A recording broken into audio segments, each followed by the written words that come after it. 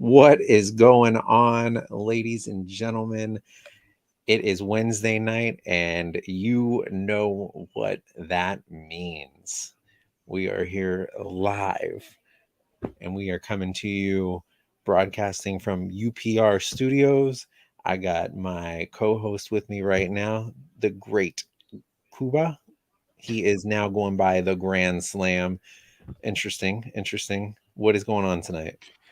What is going on, my guy? It's Wednesday night, like you said. You know what that means, and that means that we are going to be talking about Dynamite. I am very well.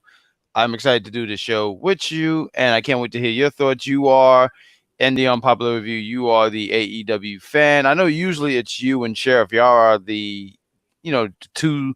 I want to say solo. Maybe it's solo, like AEW fans, and I'm here. Marks. I mean, let's be real. That's what all of you. Anti AEW individuals want to call us. Oh, so it's clear. I'm totally not anti AEW. I mean, if there's something silly, I think we can all agree, hey, we have something silly happening. And I know there's a lot of things that we can talk about, something silly. I know we'll get later into the Young Bucks because I thought that stuff was silly. I mean, we're talking about, in the wrestling news, we have right now NXT, they're going to be moving to CW next year, which is cool stuff. Absolutely. And CW is a channel where they have a lot of drama and teen drama. And I think when we get to the Young Bucks, that's when we're going to sit here and go like, this should have been on CW right here, right after the Flash. If the Flash didn't get canceled, or Green Arrow, or Superman and Lois. I don't know what other shows are there. I think there's Vampire Diaries or something. Yep. Agreed. I agree. I think I think that's a story kind of for a different time, but I want to touch on that really quick. Sure. It's pretty big news. The CW was, rumored to already have a deal in place with NWA, and who knows really what went on there. I thought it was already announced that they were going on the CW, and then I think, they had that pay-per-view, and they had that really interesting, totally unnecessary segment, right, where they had Earl Mitchell. He was doing cocaine, having a little party going on, and I mean, obviously, probably not real cocaine. I mean, who knows? But really stupid, unnecessary segment, and I think it really was a throwback to some really poor ECW days. But regardless of the fact, we're moving on. We're talking about an actual... I do want to just touch on that real quick, and I do want you to leave because this is your show. I don't want to step on any toes. But CW said, that's not what the C stand for. That is not what the C I really wanted to throw that out there. I just couldn't help it. But go ahead. I mean, we had some cocaine wrestling going on there, but CW. But anyways, let's jump into, and I will say this. I've been very critical of AEW lately because I feel ever since All In, they've really kind of tapered a little bit. They were on a real hot streak. They had a lot of great things going for them and really kind of hit a plateau, maybe since the CM Punk drama. But man, over the past few weeks, Dynamite has been must-see television. I was thinking that Collision was the top show, but Dynamite's really kind of, putting their mark back down as, hey, we are the marquee show. And I think tonight really kind of added to that. It was a show that really kind of went well together. It flowed very nicely. But we're going to go ahead and we're going to jump into the opener, the first bout of the night. We had it for the AEW World Heavyweight Championship, which is totally hilarious because the belt is not even out there because it is stolen by Jay White. So we have a mix going on right now of who the real champion really is. But we had MJF, who in my opinion is the best. Well, I don't want to say the best. He is the best full-time professional wrestler right now. He is the best. And I'm talking all around, all around. I'm not talking about just from a skill set. I'm talking about from mic work, from promos, you know, his whole persona. I think everything about MJF right now is it's just fantastic work. And I think AEW needs to do everything they can, open up that checkbook and make sure that we have MJF in AEW for the long haul. I would find out what WWE is offering, and I would double it. That is how good MJF is, and it would be such a blow to AEW if he was to leave. So we went and we had a fantastic opener tonight with MJF and Daniel Garcia. Now, I'm pretty high on Daniel Garcia. I think Daniel Garcia has a lot of potential. This match really kind of showcased the ability of both. We really got to see two young, promising individuals.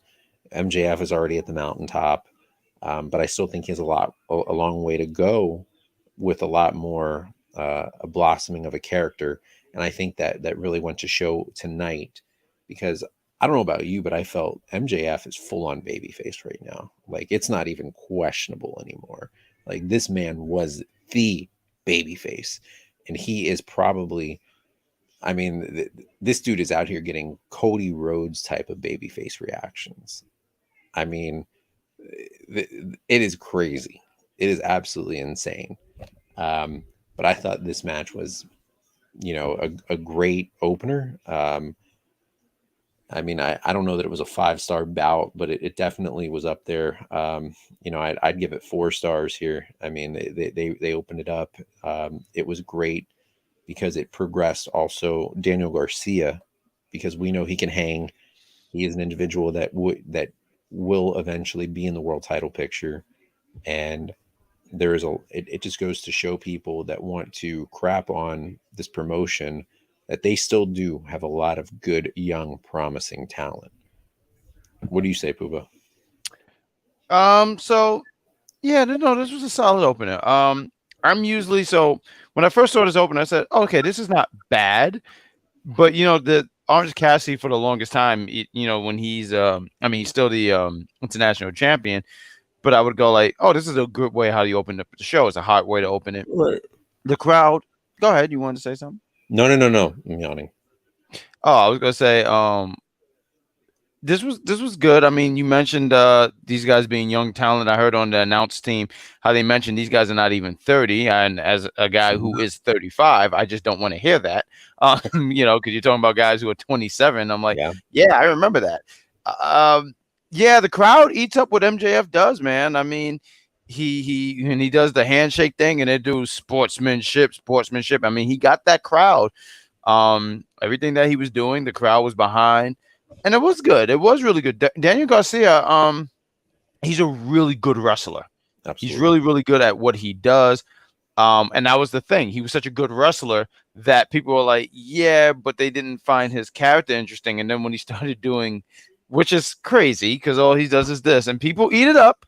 People, and you know who you guys are. You guys get your fork and your knife and you cut it up, because I think some people have good table skills and they eat it up. They get their little fork and do like that. But it was good stuff. It was really, really good stuff. I did want to talk about a little bit about the opener, because it opened up with a cold open with MJF. He was being interviewed, and they were talking about, because he got to defend his tag team championships against the Guns. He tried to call Adam. No, he called Adam. Adam said, you should take the call, or you should take Joe's offer. And he's like, no, I would do it on my own. Right. And then we have Roddy, who just started yelling, which is actually pretty hilarious. I do still get a kick out of Adam. I know some people are tired of it, but I still get a chuckle. Yeah, it's getting a little tiresome. I think we all are kind of waiting for what's next with the Kingdom. But I do feel that we're about to find out. And I think we all are kind of expecting that they are the masked men at this Mm. point. I mean, are we not? I mean, You is know, that the same? honestly, you know who I thought it was? I didn't think it was the Kingdom. I thought it was Kevin Nash and Hulk Hogan and maybe X Pac. I didn't know these. Okay. All right. Yeah. Those were my actual picks on Okay. who and especially in the Devil Mask. I thought it was Hulk Hogan. Yeah. Well, I noticed all the individuals were around the same height, so I think that would be physically impossible. Um, Okay, but I think that was a good eye. That was a good eye. Good thank call. you. My Yeah. doctor said that to me too, as Yeah. he had a bear in his hand. But go ahead. Absolutely. Absolutely. I think he's just happy to take your money. But Most people are. no, I imagine That's just really the government. But go ahead. another talk another time. But regardless of the fact, we have. Um, I mean, I think we had a fantastic opener. Sure. We definitely we're getting a little closer now at this point to finding out who these masked men that are, all in black, coming out attacking everyone that associates themselves with MJF. I think this is very interesting. I'm curious to see when they're actually going to show who these individuals are. Are they going to do it, next week at Full Gear? Or is this something that's going to get dragged out until World's End at the end of December, end of the year? Um, I Mm. look at one of those two dates to really kind of figure it out. But You know, I'm glad that you mentioned that because I honestly forgot about that, and I know that's a new pay-per-view that they mentioned mhm, recently. But when you were saying all that, I immediately said, "Oh yeah, Full Gear, definitely." It seemed like that's the perfect spot for it, and I still think it's Full Gear. But right, you could stretch it out longer. But mhm, I feel like after the whole MJF and Jay White stuff, it's yeah, done. I think it's done personally. okay. Um, Mm-hmm. See, I don't. Mm-hmm. I think those masked men have zero to do with Jay White, and they have everything to do with Adam Cole in some form of way. And I think we're going to see the full, like if we think MJF right now is full babyface, he's going to be even more babyface once that happens. Mm, okay. So, um, but let's go ahead and I mean I can go ahead and spoiler predict here, but we're going to be in MJF's hometown for World's Sure. End. That is true. Yeah, This you're man right. is, and we're going into January, which is supposedly when he's a free agent. This man is losing the belt on December 30th. You know, and I'm glad that you did mention that about his contract because I thought it was important to mention this as well. MJF has done such a fantastic job Yep. of being what do you call it? The bidding war of 2024. Yeah. His jacket that he wore Yep. said 2024. Mm-hmm. I just think that's just I like that he plays into that so No. much because I personally think, and I know you said earlier, AEW just throw all your money at him, keep him, and I agree. I think I agree what you said about if AEW did lose him, and not to say AEW would fall apart and all this stuff, but it would be a blow. But I not to say he's already signed, but I feel like he's going to be on AEW. Is my point. I feel like that's a I know it's I can't sit here and say for sure because I have no sources or anything, and to Right. sit here and say, oh, it's a give me, but I just feel that he's just going to sign with I AEW. I do think uh there is a 75% chance that he's back in AEW. Mhm. I do. There's a small part of me that feels the deal is done. I don't know if the ink's on the paper, but I think he already knows what WWE's deal is, and AEW already knows what that deal is. And I feel AEW has pretty much said, what are they, what are they giving you? Well, we'll beat it. And and I don't know that WWE, especially at this point in time, needs MJF as much as they would like MJF. And I think there is a place for MJF there. I just don't know right now if this is the right time for MJF in WWE. Sure. Because to me, MJF is a bona fide superstar. He is a world heavyweight champion. If he goes to WWE, I don't know that he is a world heavyweight champion. I think he gets shuffled in the mid card. I could be wrong. I could completely right. be No, wrong. I appreciate that because how could you predict it, right? Like how could anyone predict that? No one knows. I think if he went to WWE, I think they would know what they got with him, especially with him being young. And I think there's definitely a presence with him, and a lot of people compare him to someone like Miz, but Miz, and which is not a insult at all. You know, you look at Miz, he's a bona fide Hall of Famer. Right. But Miz is older. You know, he's not going to be around much longer talking about wrestling. And then you have MJF, who's young, and you can, well, you said 20, we said 27. You can get another 10, 15 years out of him because, you know, wrestlers don't really retire like 40. So I just want to get into the chat real quick. We got, I call him New H Man. He says, hopefully, did I click it? No, I did not click it. Let's click that comment. He says, hi there, guys. How was WWE Crown Jewel last Saturday night? Well, you know, it's funny because we have a prediction thing in our group, and you are the UPR champion tied with the executive poop. So congrats. This is correct. This is correct. I predicted that show right down to the T, 8-0 on those matches. Good evening, sir. I thought the show was okay. I was not a big fan of it. The fact that I can predict a show 100% shows that WWE needs to do a better job. You know what I say, though? I mean, I know it's AEW and we'll move on.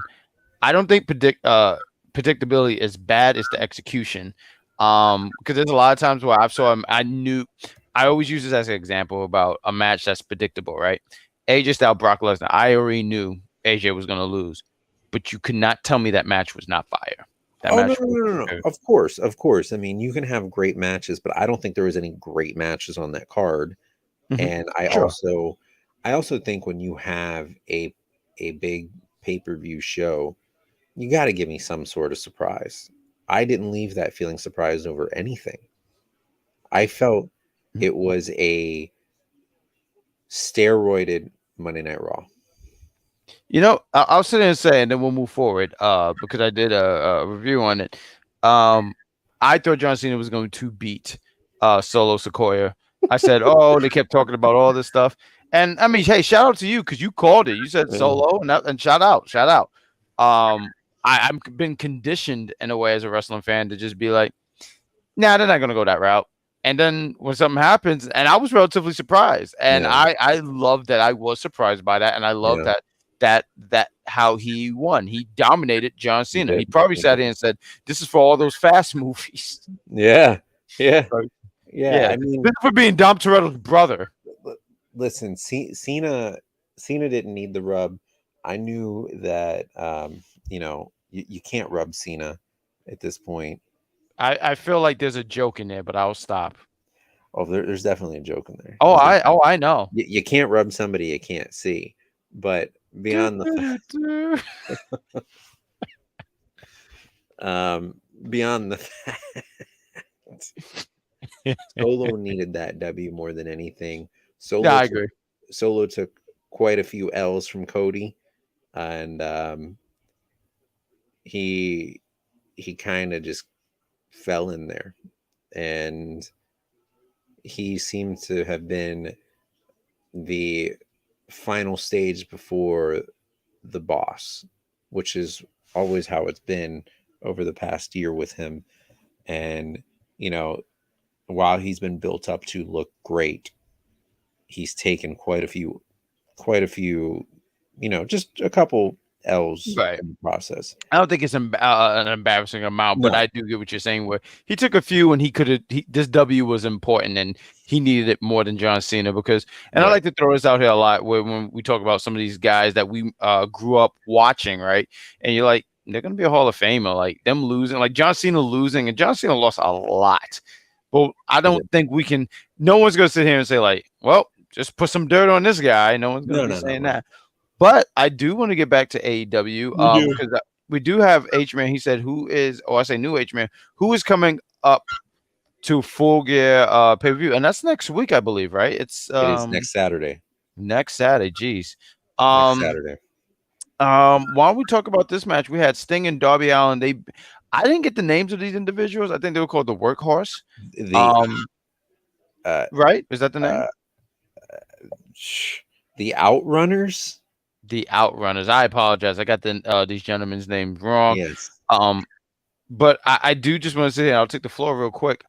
Sting and Darby Allin going over. That's not a surprise at all. No. I mean, you're talking about these two individuals who's going to be having a 6-person tag next week with Adam going against Christian Cage, Nick Wayne, and the dinosaur, Luchasaurus. Why is this not on the pay-per-view? They're not on the pay-per-view? They have not announced. They should have been on Full Gear. I mean, unless you're going to put Cage and Copeland for the TNT title on Full Gear, I would have thought you would have announced that weeks ago. There is no match on Full Gear for these gentlemen. I got to take a quick look at that, but I do think that that's a match that you have to build up. Adam Copeland against Christian Cage, and I mean, I don't think you just give that away right away. I think they're doing right by, hey, look, let them do the 6-person tag and build to it. But I apologize. I am incorrect there. There is a 6-person match. Okay. For Full Gear. There is. It is Sting, Darby, and Copeland with Ric Flair. Okay. Can we? I'm sorry. Okay. Does he really have to be there? Like, for what? Woo! That's why he has That's to be not there. An answer. That's not even a justifiable. I can't. That's not justable kind of answer. Why is Ric Flair there? Woo! No, Ric Flair, and I don't know what Ric Flair is going to be there. Let me ask you. I don't know if we did a show or chatted about it, but how do you feel about Ric Flair being elite? Okay. What was the next thing on the card? No, I get you. I get you. It's not a bad thing, man. It's unnecessary.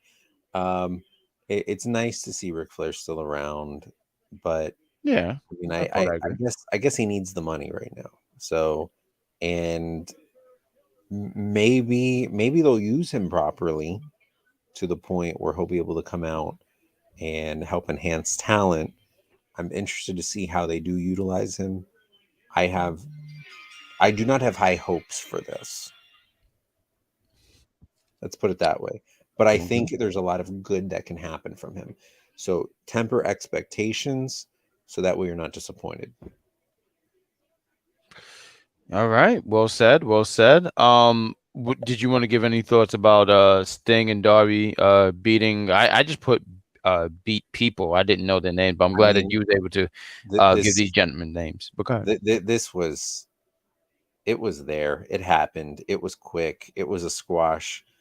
I don't think we really could even touch much on that. I mean, it's nice to see Sting, and anytime Sting could lace up the boots, get in the ring, and I think it's crazy if a 65-year-old man is still able to perform at such a high level, and God bless, great for him. I'm interested to see the road to Revolution at this point, and what that means for Sting, and I really hope they send Sting off in the main event. I will tell you that. I hope so. You mean for his last match? For his last match. I hope he gets the main event. So moving on from that, we do have the Tony Storm and Hikaru Shida. Is it yes. Hikaru. Yeah, there you go. We've been going through this. We've seen this match.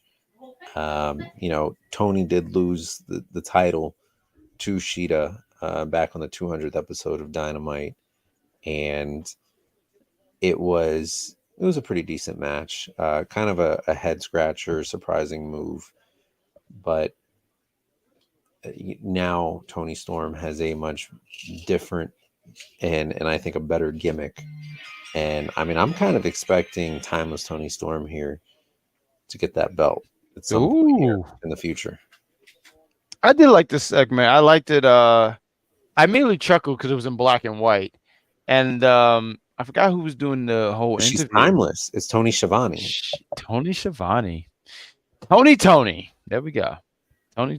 All we needed was Tony Carnahan, so we could say Tony. That's it. Tony.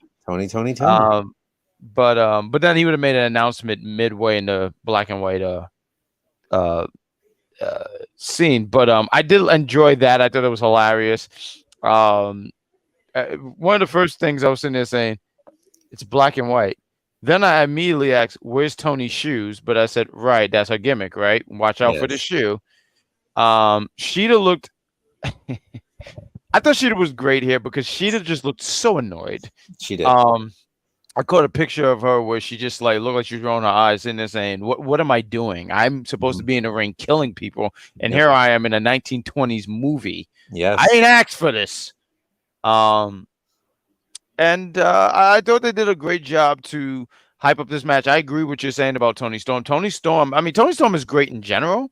I think we all can agree to that. But she found a gimmick, and just I don't know. I can't put into words on how well that she brought this gimmick to life. Absolutely. Is my point. Absolutely. And I think, it started off as a gimmick that I was like, this is not going to work. This is going to be a joke. And it actually has turned in, one of their weakest points about AEW and one of their biggest knocks is their women's division. Well, their women's division is actually turning into a strength at this point because they're starting to really develop some of the characters. They're starting to actually put some storylines and effort into the division. But I think a lot of that also came down to they didn't have great talent for the women's division, at least anything that was comparable to an Impact or WWE, which, at one point Impact Wrestling did have arguably the best women's roster. Oh no, I agree. I agree. So, and then I think at one point WWE probably had that. I'm not sure that WWE has that now. I mean, they probably do at this point. WWE probably does have that. But I mean, AEW is starting. They're a little late to the party, but I think they finally got some of the right talent that's needed. And they just announced the signing of Mariah May, which is going to be a great boost to the division. Timeless Tony Storm is going to be somebody that I hope leads that division for the next year, at least. And we're going to get Britt Baker back here at some point eventually, and it's going to be fun. It's going to be fun to see what they do with this women's division. So, yeah, I think maybe what you're saying is true. I'll sit here and say I think they've always had the talent, but they just didn't give them a chance. I do think so. I think that there was a lot of women there that they could have done things. Now, signing Tony Storm and Saraya and Ruby Soho, and there's a bunch of other women and stuff like that. Oh, yeah. They had, and oh my God, I'm blanking on her name, but because she was great too. I know she's out right now, but Thunder Rosa. I feel like they've had talent because she is great. But I do agree with the character development because you're looking at someone like Juila Hart. You're looking at someone also like Sky Blue. And fantastic. They're both they're getting some character development, and it's great. And you have also great signings as well as Willow. I think she's great. I think they have a pretty decent. I think they have a pretty decent women's roster, but they gotta give them time. I think there's a lot of things on what they're not doing. You was asking who have the best women's division, and it's hard to say because I think it's subjective.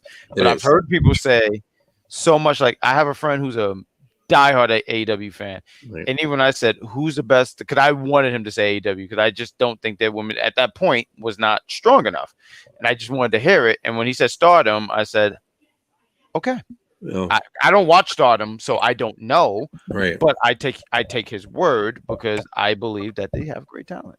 Yeah, I mean they're predominantly based on women's wrestling, so I would hope they have a great uh, division, Sure, but I mean not a lot of people are in the whole NJPW Stardom kind of you know that's true. brand of wrestling. So I mean I think just based upon the popular professional wrestling in North America, I would, to me, WWE hands down still has the best women's division, and especially with some of the talent that they currently have in NXT, the future is way, way more than bright in WWE when it comes to the women's division.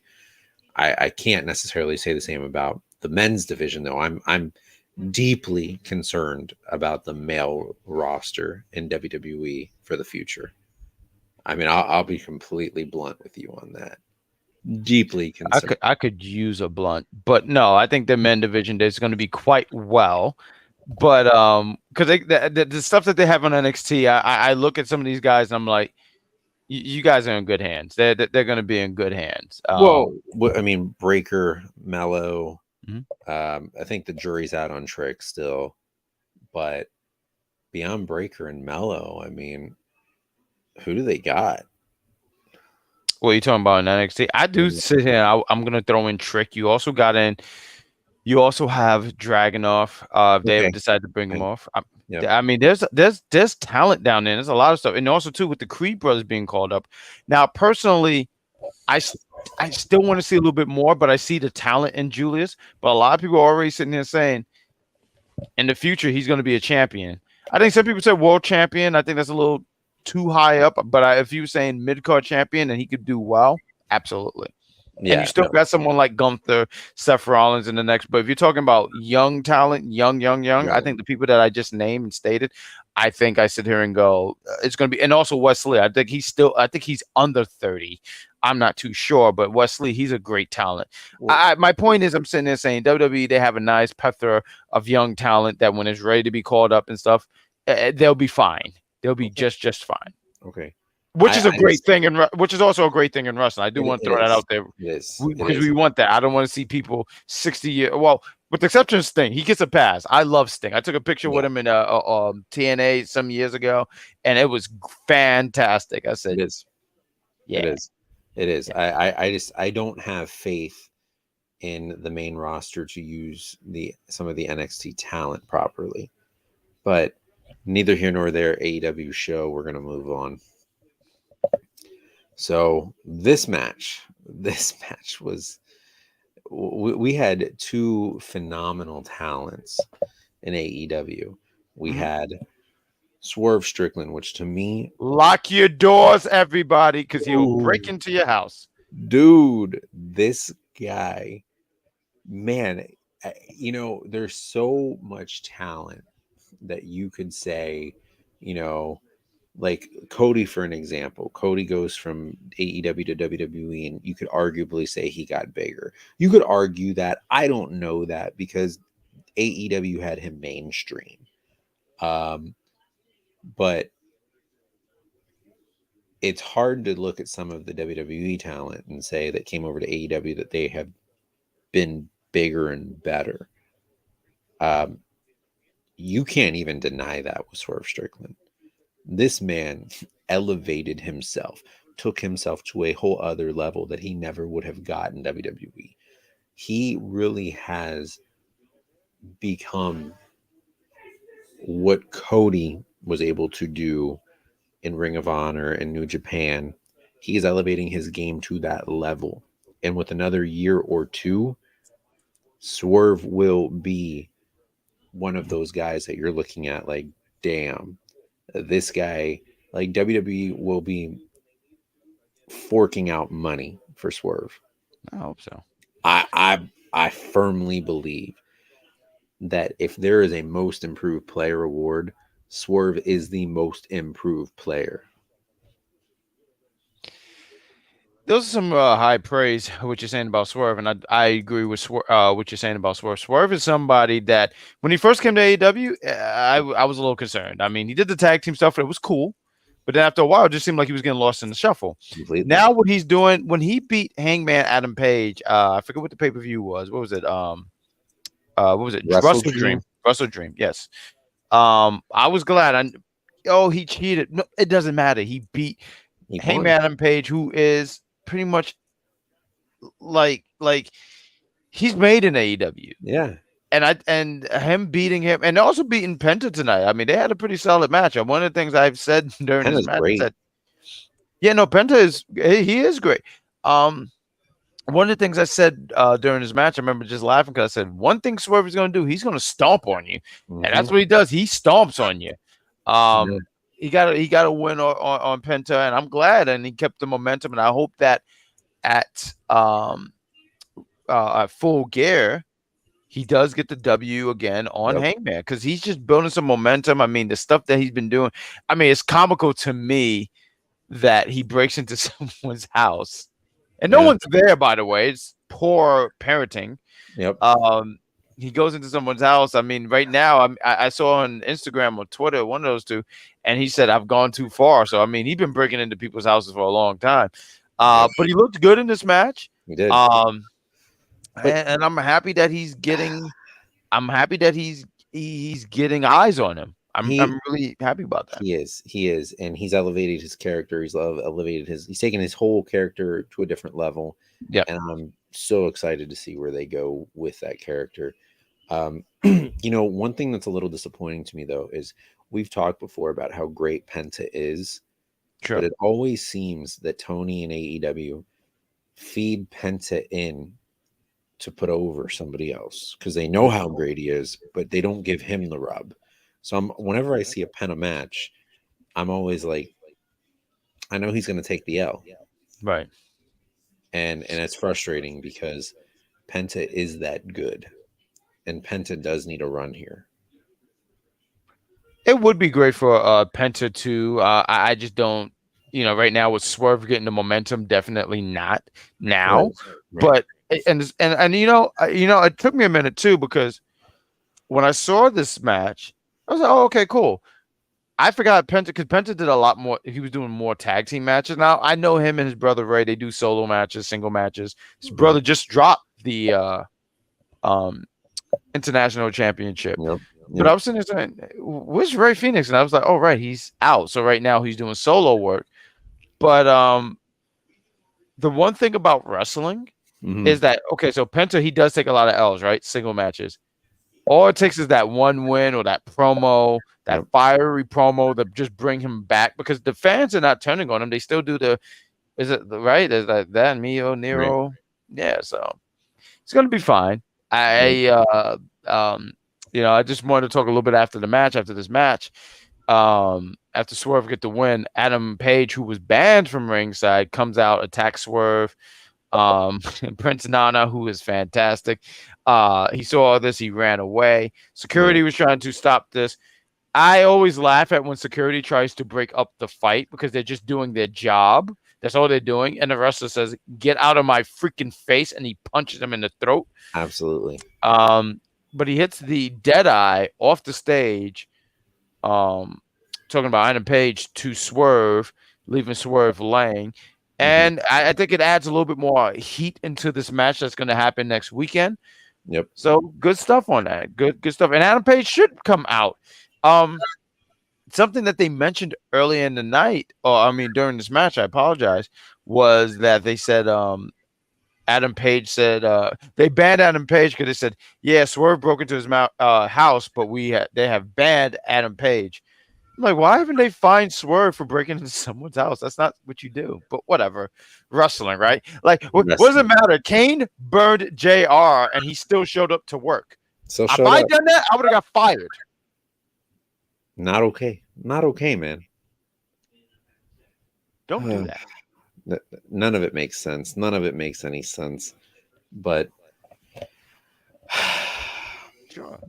We're trying here. We're trying. We're just trying to get to the next level. We're doing our best. We're doing our best. We're doing our best. We're doing the best with what we got to work with. So, moving on, our next segment was the Golden Jets promo. This was. What do you think of that name? Okay, exactly. Okay, exactly. You're laughing, you're giggling like this is the opening comedy act of Kevin Hart. This name, I'm not gonna hold you because I'm not physically that strong. So I was on social media, right? And I see the Golden Jets are gonna talk. I said, the Golden who? When did this happen? When did this become a thing? What is going on? Have I been off social media that long? This name is just I'm not feeling it. I like Chris Jericho because Jericho is one of my faves, but what is going on here, Jericho?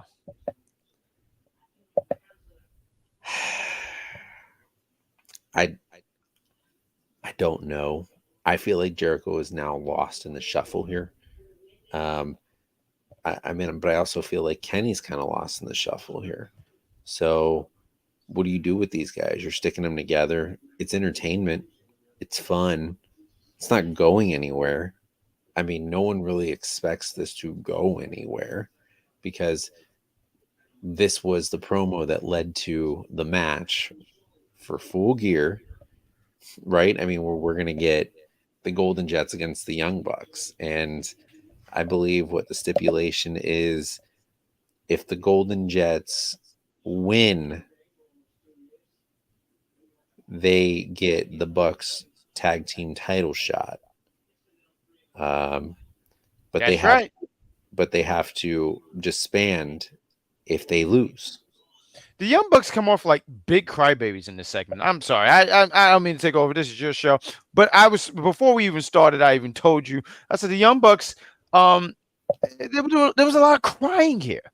It was a little too much crying for me. That's why I sat here and said CW should have picked this segment up, just this segment alone. It should be called as the Young Bucks cry. What are they crying about?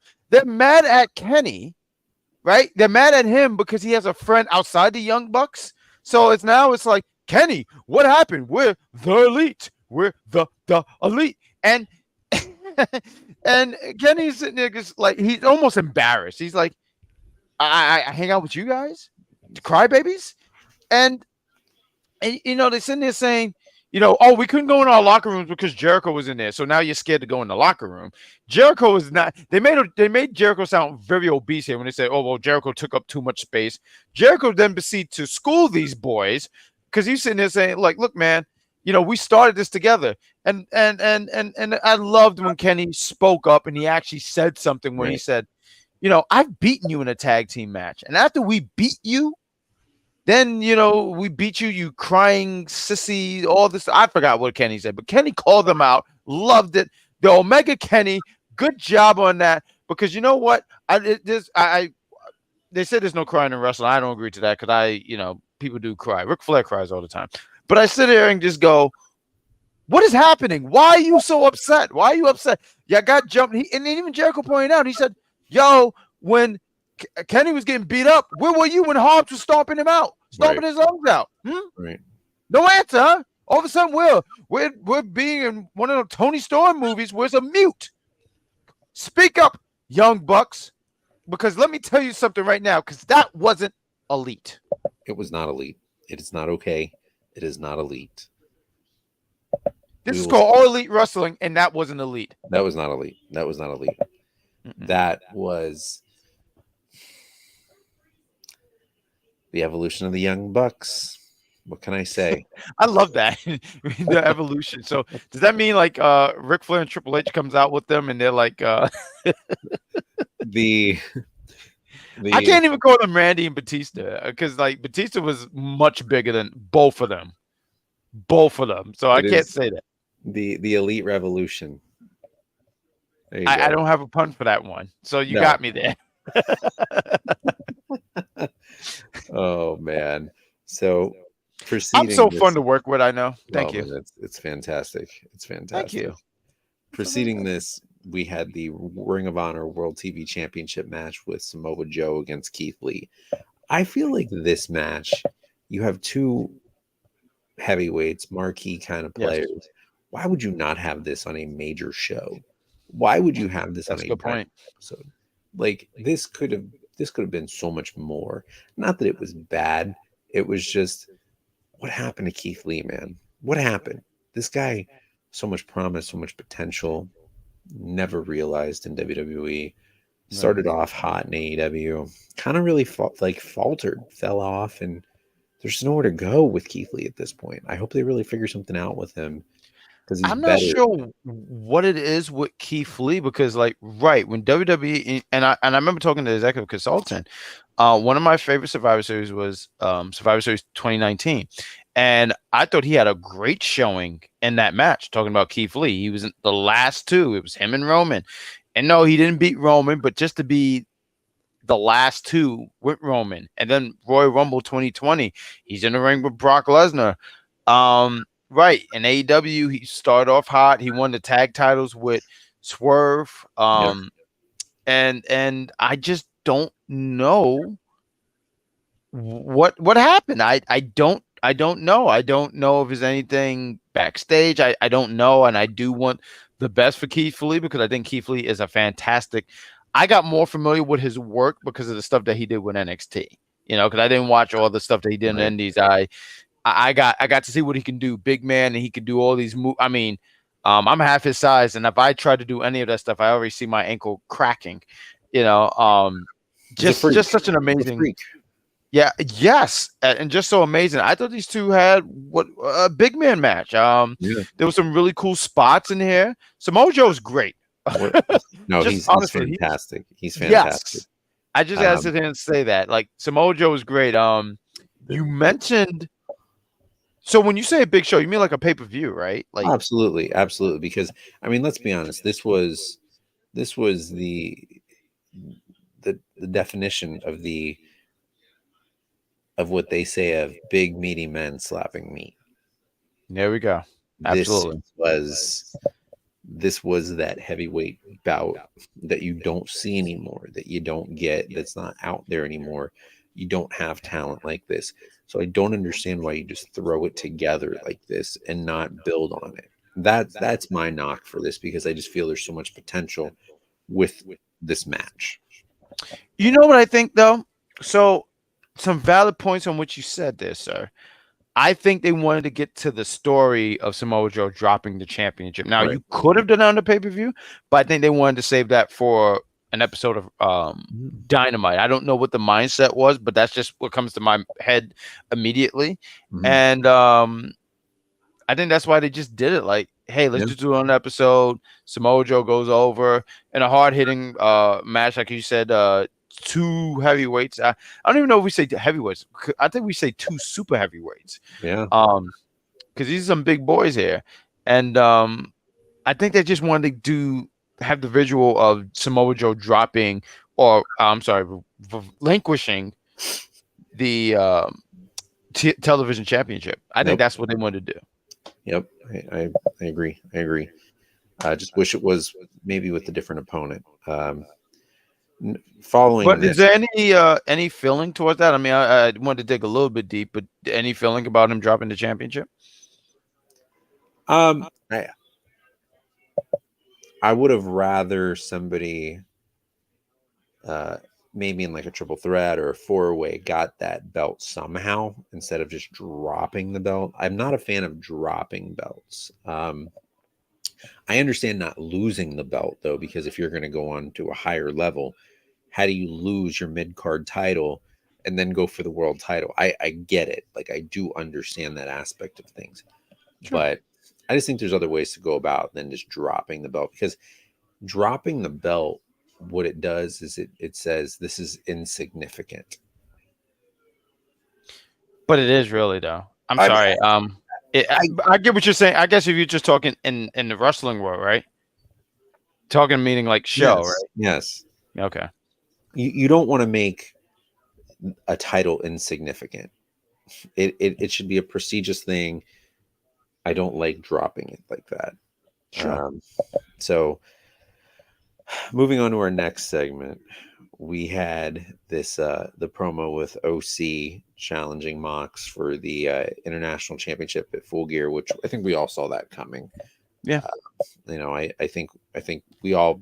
I mean, I think it's going to be a banger. It's going to be great. The last time those two men got in the ring, they main evented All Out and put on a phenomenal main event, way better than it had any business of being.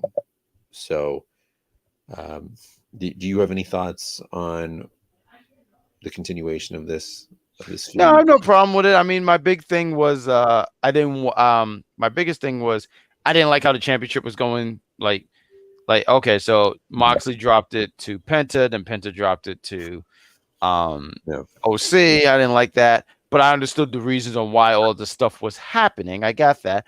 But if you're talking about this promo, Orange Cassidy showed some fire. He said he said some things. He spoke up. He said that I won this championship, and when I won it back, I didn't feel the same. And he felt like I had to beat Moxley to win this championship. Right. I like that. I like that he showed because I don't want to say OC is a goofy character, but he does the effortless kicks and he does all this stuff, but he showed that he can I want to say complete wrestler. I'm trying to find the word. He could show that he's more than just taken seriously. Yes, right. Thank you. Yep. I agree. Right. So then we had the Guns versus the Bollywood Boys. I mean, this is another squash. Why have this? Meant nothing. Yeah, no, I wasn't feeling this. I mean, look, I guess you make the Guns look strong. They have the tag team match against MJF for the ROH tag titles, which you're talking about earlier about the television championship. I mean, these ROH titles just don't feel special at all, like legitimately at all. Yeah. But yeah, it did what it did. It made them look strong. They spoke on the mic. I mean, good for them. Good for them. And I know they spoke, and one of them said some things. And I mean, it was a 3-minute match. It was quick. It was easy. It was to the point. They're doing the MJF double duty here with the tag titles for Full Gear, and he's also going to be main eventing for the world title at Full Gear. I mean, 2 matches in one night. This is not MJF. MJF wrestles like 4 matches a year. This guy's wrestling 2 matches a night. This is insane. This is just insane. My biggest pet peeve, honestly, is so he had that one match. I forgot who he faced. Was it the Righteous? I forget who he faced. He defended the titles by himself and won. Yeah, I didn't like that. I wasn't a fan of that. Like, I feel like certain people gets a pass on that. Like, if you said, "Hey, Big Show went against 2 people," and I'm talking about a much younger Big Show, and he used to beat people like he used to beat 2, 3. Yeah, MJF. I mean, he's in great shape, and I mean, way better shape than me. But it was a handicap match, though. It wasn't a tornado handicap match where he was getting double teamed the whole time. So he's your world champion. I hear you. I hear you. He's your world champion. But I didn't mind it. I didn't mind it because the Righteous are not on MJF's level. No. So, but how would you feel if he went against the Guns? I don't think it's just going to be him by himself. But how would you feel if he was by himself and he beat the Guns? I mean, I think there's a possibility that the Guns win this match. I think there's a possibility. Sure. I mean, I kind of I think we all kind of figured MJF was going to retain over the Righteous. Right. But I think at this point, Guns need the belts. But MJF is not taking an L. It would have to be whoever his partner is. I do sit here and say this. I don't want to jump too far ahead, but there's always been this tease about Samoa Joe and him teaming up. But if it's Samoa Joe teaming up with him against the Guns ain't winning because I don't see them beating. No, I don't see that at all. If it's Samoa Joe, no. Like if you said somebody, because I got what you were saying, and you were saying if it was somebody else, they would eat the pin. It wouldn't be MJF. I don't see them Guns. I don't see the Guns pinning Samoa Joe. No. Now that I think about it, Guns aren't winning the titles. It's not happening. You can't have your world champion take an L before the main event. Right. It's not going to happen. So we did have the response following this with Moxley to OC challenge accepted. Wheeler Yuta talking smack to Hook. I guess it's going to be another match we possibly are getting for Full Gear, or maybe for the buy-in. I can see it being the buy-in. I can see it being the buy-in. Yeah, I can see that. Yeah. It kind of sucks because Wheeler Yuta really worked his ass off, and you're going to put this guy on the buy-in against Hook. I mean, Hook still has a ways to go, but you got to. I mean, it's still Hook. Come on. Hey, listen! Shout out to Yuta. You said Yuta. Yuta pinned Kenny Omega. Yuta did. He pinned him. Yeah. Yuta's he's a great talent. Yes, and he's probably one of them young talents that you can see down the line. I'm not sure what his age is, but he's somebody. I mean, being in a group like you call it the Blackpool, I call it the Bloodpool Combat Club. Bloodpool, absolutely. Yes, the Bloodpool. Because they're not from Blackpool, so I refuse to. No, what are they known for? Bleeding. Not Claudio. Claudio is Kryptonian, so I don't believe he ever bleeds. Oh, but, he is the Swiss Superman. Absolutely, he is. No, and for real too. But I did want to just say, I honestly forgot what I was going to say, but he did show some fire talking about John Moxley in this promo. We were talking about Yuta. But he's going to be fine. Him being in this group, I just wanted to say, I'm sorry, now I got my train of thought back. So beneficial for him. Absolutely. Our next segment here, our next match of the night, we had the return from a 9-month injury absence from AEW TV, Red Velvet, taking on the budding star in Juila Hart. Now, I'm just going to tell you, Juila Hart, I mean, she's really stepped up her game. I look at her as a legitimate threat at this point. She's a legitimate talent. This is a match now where I can literally say, whereas maybe 10 months ago, I could look at a Juila Hart match and say, I don't know what's going to happen. She might eat this. Now I look at a Juila Hart match and I'm like, Juila Hart's going to win. Juila Hart is, she's a badass. She's a badass. She does not necessarily need the House of Black at this point, even though it's an interesting touch to her gimmick. I almost feel that she is a separate individual and not so much a part of the House of Black, but she is kind of like The Walking Dead, how they have all the other spinoffs. She is a spinoff of the House of Black at this point. You understand what I'm saying? That's interesting. That was such a hell of a way of explaining someone, like, instead of being a person, like, you like the show, but like you like the spinoff, but like the spinoff of the spinoff, right? Is that what it is? Yes. Okay. No, because I've never watched. I didn't know Walking Dead had that many spinoffs. Dude, what? They have like 5 shows off of The Walking Dead. Oh, that's hilarious. Oh my! Let me pull them up. Let me pull them up. Oh man, I'll pull them up and I'll talk about Julia. Now, Julia Hart. I mean, some of the stuff I've ever seen on AEW. I remember when she was the cheerleader some time back, and now having this goth character and finding her way. And I've heard a lot of people say the same praises that you have just said, where they're like, "Oh, she really stepped up her game. She got better." Beach Red Velvet with a moonsault. I was surprised by that finish. Is that her finish? I'm not too sure. Is that her finish? Yeah. Oh, okay, that is her finish. All right, because I thought she had something else, but I was surprised. Well, she does the mist too. She does that mist. Right. Okay. So, but her getting the win here, good stuff. It was great to see Red Velvet back. Yep. Fantastic to see her back after 9 months away. After the match, they have she continues to attack Red Velvet. You have Sky Blue comes out, makes the save. They have a stare off. Right. And after that, you have Chris Statlander and Willow come out.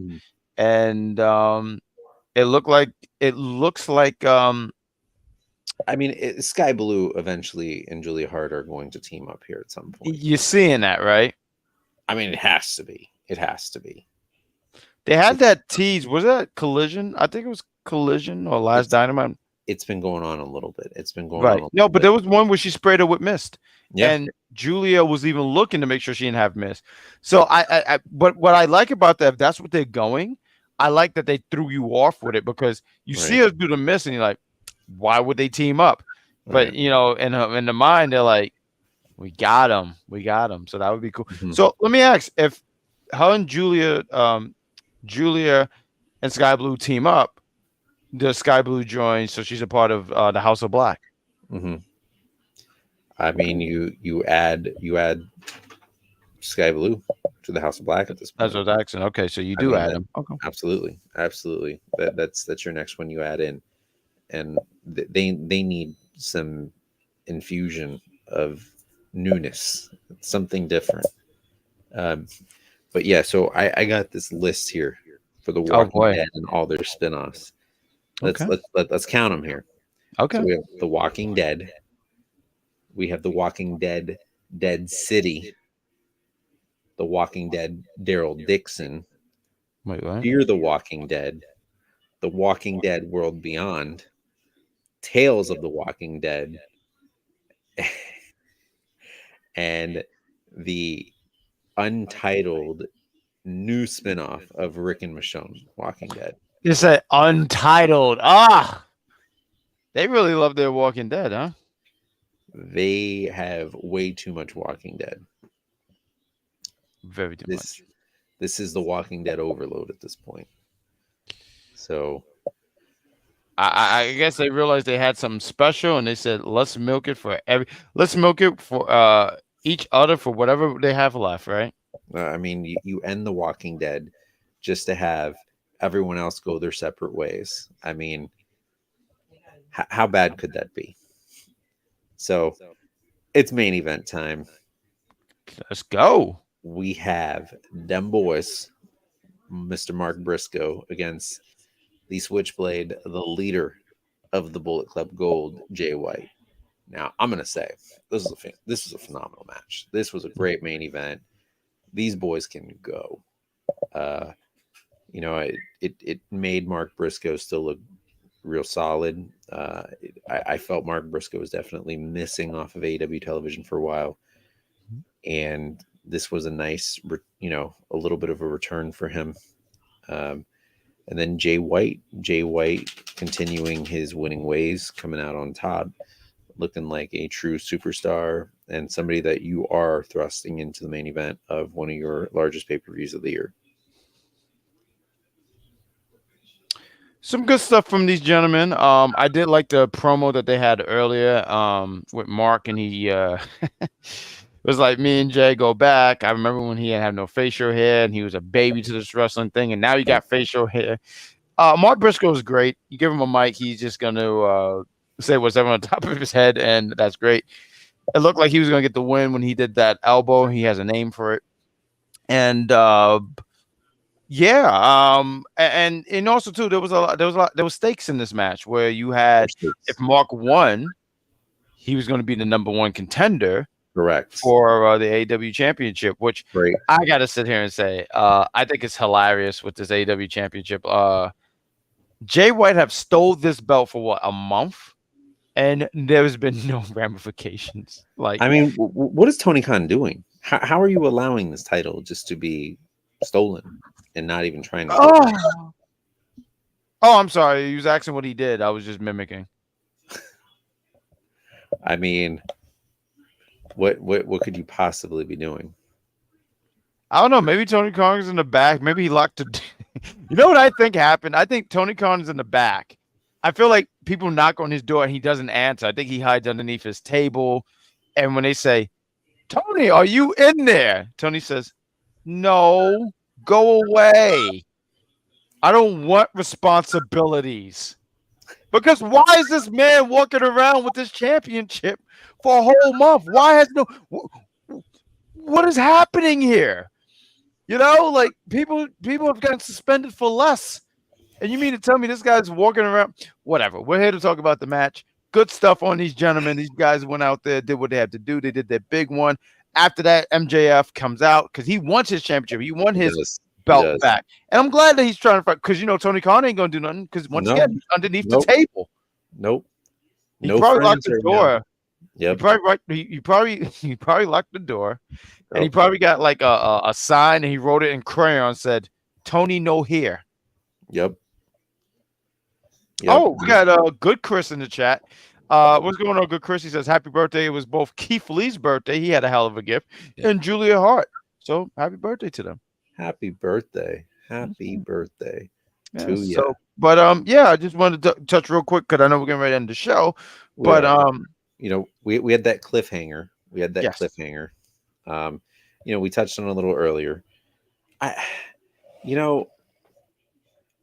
This is an interesting segment they're doing. They're really dragging this out. It's got to be big. It's got to be really big. It's got to be, something unexpected or, a major return. Who you got for that? I still got to stand by it's the Kingdom, man. I'm still going to go by it's the Kingdom and Adam Cole. I don't think Adam Cole is as hurt as they're making him out to be. And if he is, it'll be a rather quicker return. This is true. I'm glad that you brought that up, Jeffrey. Good eye. Yes. She did. But the thing was, Nia didn't hold the title for a whole month. I think it was like 2 weeks or something like that. And then Jade just like conquered her or something like that. I forget. But yeah, they're just still in championships. Also, Adam Cole stole the championship from Adam Page. So apparently, AEW is just full of thieves. It's thievery. Yeah, no, it's the Wild Wild West. It basically is. It's the Wild Wild Elite West. There's jokes in here. There are jokes in here. They might not. You get it. You understand. No, you definitely do. But but I'm glad. You get it because I don't work with children. We don't. What are children? What are children? I don't know. There's those little things that just cry at night and just keep you up, and then you have bags on your eyes like you're freaking traveling places. That's what I'm saying. I'm old. I'm tired. I work with freaking children. There we go. Well, I'm not one of them. Thank you. I know you know it because we hung out. You saw that. I'm a full grown man. This is true. Because we like tacos. We love tacos. Oh yeah. I've already made it clear that, well, maybe I didn't, but I will make it clear online because I know the executive consultant, or I call him the executive poop, will just be watching his back. And when I come back down there, I will definitely be getting more tacos because, yes. You should. I tried to get EC to come to Dynamite, and, he's not going with me to He's the executive poop. He is. Yeah. He is the executive poop. Thank you. Is the poo poo. He is the I like that. The executive poo poo platter. There we go. With silver in it. Good Chris says, what is next for Juila Hart and Sky Blue story? Did you want to I know we touched on it, but do you want to answer this gentleman's question? I think we're going to see a turn probably at Full Gear. I think that makes the most sense. I don't know if there's going, I don't think anything was announced yet for Full Gear. But I think we're going to get a turn sooner than later. I know AEW likes to throw some matches together last minute, so I would expect maybe Collision or Dynamite to have some kind of idea as to what any kind of involvement with Juila Hart and Sky Blue is going to be for Full Gear. And you know what? That's the show. You mentioned Collision. I mean, I just want to say real quick, it's not officially on deck yet, but I mean, if you continue to follow, if I could just do some plugs before we call it a show. Well, I mean, absolutely. I want to run down the Full Gear announced card at this point. Okay, sure. Take the floor, please. Yeah, no. So I mean, we do have a stacked pay-per-view for next week. I mean, I'm looking forward to it myself. We have the Golden Jets, Kenny Omega and Chris Jericho against the Young Bucks. There's high stakes for this match. Omega and Jericho will get the Young Bucks tag team title shot if they win, but they must disband as a team if they lose. We also have the MJF with a mystery partner against the Guns for the Ring of Honor Tag Team Championships. We have Hikaru Shida against Timeless Tony Storm for the AEW Women's Championship. We have Sting, Darby Allin, Adam Copeland against Christian Cage, Luchasaurus, and Nick Wayne in a 6-man trios match. Orange Cassidy against Jon Moxley for the International Championship. Hangman Adam Page against Swerve Strickland in what will be a crazy grudge match. And then we have the main event, MJF against Jay White for the AEW World Championship. I mean, this card alone is looking worthy of purchasing. I'm not going to advocate for any illegal streams out here, but this is definitely worthy of watching. So wait, that's only 7 matches, correct? 7 matches announced already for this? That never happens. They like to throw this thing together on the fly. Mm-hmm. And usually they have already had. I mean, look, and you're the AEW fan, so correct me. They usually have like 15 freaking matches on these. Oh yeah. Okay, and so that's why I was surprised about. That's really what I was. Will have some additions, and Dynamite will have some additions next week. We will get to a 12 match kind of thing here with a few, maybe 10 on the regular card and maybe 2 or 3, on the buy-in. So, and any final thoughts tonight? Any final thoughts? Do we want to? No, it was a solid show. I thought there was some good stuff. I mean, I just think the Young Buck stuff. I mean, maybe that's just their job because they're turning heel. Because I was immediately annoyed with them. Daniel Garcia getting an opportunity at the championship against MJF. I mean, the fans are behind him. I'm not like super big on Garcia, but I see the talent there. Some really good stuff. Swerve was on. We had Timeless Tony Storm. I thought it was a pretty decent show. I mean, I wasn't sitting there saying, "Oh my God, this is awful." But yeah, some good stuff. It was really good show. It was a good show. A lot of good builds. I'm interested to see where we go from here. And I'm excited. I'm excited for what's next. I think AEW has done a good job of hitting that proverbial reset that they were supposed to hit for at Wrestle Dream. Everything pretty much since Wrestle Dream has been pretty good television. So let's see what they're doing. I'm hoping for the best. I'm expecting a great Full Gear, and I implore everyone out there, check it out, watch it. Let's get AEW back up where they were 3 years ago.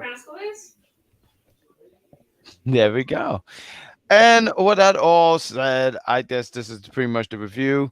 So much content here on Unpopular Review. We have an NXT show. We have a Dynamite show. Mike Knox has his own show. We have the Raw and SmackDown review show on Saturdays. And there's a possibility, because you mentioned Collision earlier, and we had it in the chat and stuff. We are going to try to be bringing a Collision review show eventually. That's going to be a collab with Unpopular Review and the Big Pop Theory podcast. So tune in for that stuff. And there's all the links too for the entertainment side. Tomorrow we're going to be reviewing. It's the last episode of Low Key, so tune in for that. We're reviewing. You like Low Key? Love some Low Key. Some Low Key. All right. How do you feel about this season? I like season 1 better. That's fair. It's funny because season 2, I was telling one of my coworkers, I said, I act like I know what's going on, but I don't, because the timeline, all the timeline stuff, I can't keep up. It's all over. Okay, so it's just not me. Okay, fair. Nope. For sure. Okay. Also, right. Go ahead. Oh, I was going to say, we're also reviewing Invincible season 2. As you can tell, we're in the season 2 phase. And what else we got? That's really it. I mean, continue to follow Unpopular Review. We'll be back next week for more Dynamite and more Unpopular Review. So with that said, I'm going to look for the outro. Absolutely. We will see you next week, right after Dynamite. You know what that means. Thank you guys for tuning in. Like, love, and share. And I think we didn't even plug all that enough. So YouTube, like, love, and share. Like it, comment, Tell us what you liked, you didn't like. Let's talk some wrestling. That's So wrestling. we're gonna talk wrestling. So I'm gonna hit this outro that have no You music. got trouble wrestling your wee out of your trousers. That's all, folks.